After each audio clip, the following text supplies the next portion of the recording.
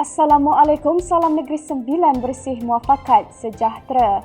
Berita Nagori jam 9, 26 Januari 2022. Bersama saya Nurul Farisha. Kita ikuti paparan utama malam ini. Kerajaan negeri terus peka menjaga kebajikan. Kehangatan sambutan Tahun Baru Cina 2022. Parlimen Seremban juara Piala MBNS. Program Modal Insan Anak Seremban Promis. Majlis Penyampaian Hak Milik Felda Raja Alias 1 dan 2. Isu Jalan Temiang Pantai.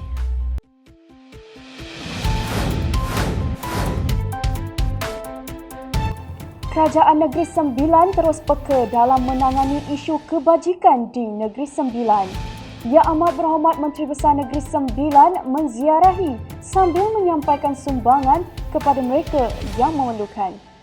Program yang berlangsung di kawasan Linggi Negeri Sembilan ini telah membantu beberapa buah keluarga yang kurang bernasib baik. Semoga usaha ini mampu meringankan beban mereka yang terkesan. Kemeriahan sambutan Tahun Baru Cina 2022 dapat dirasai. Yang Amat Berhormat Datuk Seri Haji Aminuddin Harun bersama YB Anthony Loke Siu Fu, Ahli Parlimen Seremban, bersama menghulurkan sumbangan barangan keperluan dan ampau bersempena dengan Tahun Baru Cina kepada warga tua. Golongan mereka yang kurang berkemampuan dan orang awam di sekitar Kampung Baru Sikamat pada 23 Januari yang lalu. Semangat perpaduan antara kaum ini harus diterapkan kepada generasi-generasi baru agar keharmonian terus dikecapi bersama. Kejohanan bola sepak Piala Yang Amat Berhormat Menteri Besar Negeri Sembilan peringkat negeri melabuhkan tirai. Tahniah diucapkan kepada pasukan Parlimen Seremban di atas kemenangan yang diperoleh selepas berjaya menewaskan pasukan Parlimen Rembau dengan mata 2-0 di perlawanan akhir yang berlangsung di Stadium Tuanku Abdul Rahman Paroi. Kejohanan ini merupakan satu platform untuk mencukil bakat baharu yang ada di Negeri Sembilan, khususnya dalam kalangan anak-anak muda, selain dari dapat mengetengahkan agenda sukan tanpa dadah. Menteri Besar Negeri Sembilan berharap agar program-program seperti ini diteruskan serta dapat memberi pengisian kepada anak muda dan menjauhkan mereka dari melakukan aktiviti-aktiviti yang kurang sihat. Pejabat Tanah Daerah Seremban bersama Kerajaan Negeri menganjurkan program Modal Insan Anak Seremban Promis.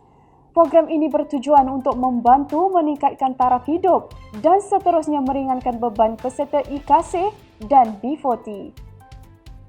Pada kesempatan ini, saya ingin merakamkan sekalung penghargaan dan terima kasih kepada pejabat daerah dan Tanah Seremban kerana bersama-sama dalam membantu kerajaan negeri bagi meningkatkan taraf hidup serta berusaha untuk mengeluarkan peserta IKASih dan B40 daripada belenggu kemiskinan.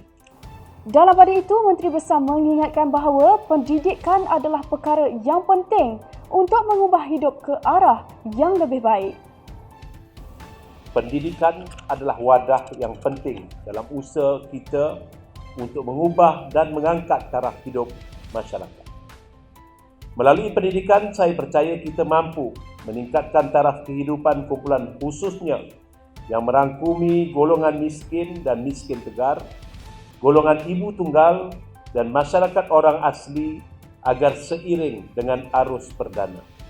Kerajaan negeri telah menyediakan berbagai inisiatif yang memberi fokus kepada peningkatan pendapatan melalui kemahiran insaniah untuk golongan sasar keluar daripada kekangan kemiskinan. Ia bukan tertumpu hanya pada golongan miskin dan miskin tegar, namun usaha murni juga difokuskan kepada golongan B40. Baru-baru ini telah berlangsungnya Majlis Penyampaian Hak Milik Felda Raja Alias 1 dan 2. Dalam majlis itu, penantian geran hak milik ini sememangnya dinantikan oleh penduduk setempat, terutama dari kawasan Felda Raja Alias 1 dan 2. Seramai 329 orang peneroka dari Felda Raja Alias 1 dan 308 orang peneroka dari Felda Raja Alias II akan menerima geran tanahnya pada hari ini. Majlis hari ini juga menandakan selesai sudah semua 36 tanah rancangan Felda di daerah ini, di mana kerajaan negeri melalui pejabat tanah dan pihak Felda menguruskan pemberian hak milik tanahnya kepada peserta tanah rancangan.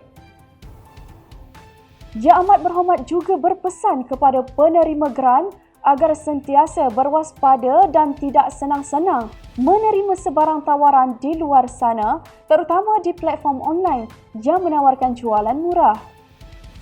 Justeru suka saya ingatkan, semua pihak berhati-hati dengan sebarang tawaran, peluang maupun jualan harga murah di internet sejak bentuk perniagaan secara fizikal berkurangan telah berlaku.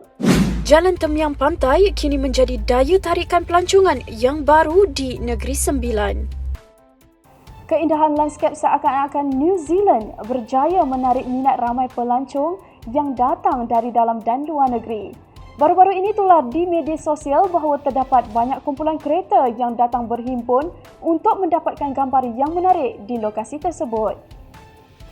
Hal ini telah menarik perhatian kerajaan negeri dalam menangani isu tersebut dengan memohon kepada kerajaan persekutuan untuk membina tempat letak kereta yang khas bagi pelancong atau pelawat yang mahu melakukan aktiviti riadah.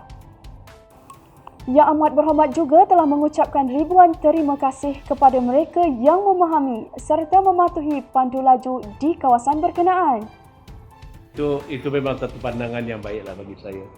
Kerana kita pun tak sangka tempat tersebut menjadi tumpuan masyarakat, pengunjung, tak kira di Negeri Sembilan ataupun luar, untuk melihat keindahan Gunung Ganang yang cukup menarik dan jalan tersebut adalah jalan persekutuan SC. Jadi kita akan mohon kepada pihak persekutuan untuk membina parking ataupun tempat letak kereta yang bersesuaian dengan keselamatan jalan tersebut. Dan saya ucapkan ribuan terima kasih kepada penduduk yang melalui jalan tersebut yang memahami. Maksud saya, mereka tak laju, mereka pun perlahan. Mereka tahu ramai orang, ada yang berjoging, ada yang naik basikal, ada yang ambil gambar, turun daripada kereta ambil gambar, ada yang memang mereka, dan saya nampak penduduk kita ni, alhamdulillah mereka memahami bahawa kawasan tersebut adalah kawasan tumpuan masyarakat.